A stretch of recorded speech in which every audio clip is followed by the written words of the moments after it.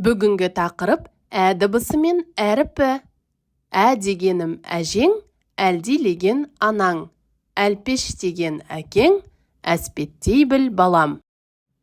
Жұмбақтың шешуін тауып көріңіздерші. Бұрап қойған сағаттай айқайлайды таң атпай. Бұл не деп ойлайсыңдар балалар?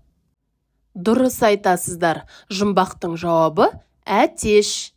Әтеш сөзі қай дыбыстан басталып тұр? Иә, ә дыбысынан басталып тұр. Ендеше барлығымыз бірге ә дыбысын бірге айтайық.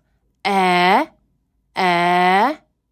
Ә дыбысы дауысты дыбыс. Сондықтан оны біз қызыл текшемен бояймыз. Суретте ә әрпінің баспа және жазба түрі берілген. Жазба түрін мұқият қарап, дәптерге әдемі жазыңыздар. Ендігі кезекті ә дыбысынан басталатын сөздерге берейік.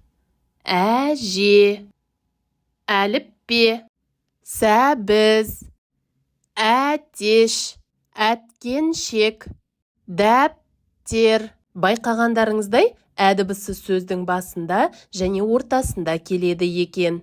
Бүгінгі әріпті қайталап, жаттап алыңыздар.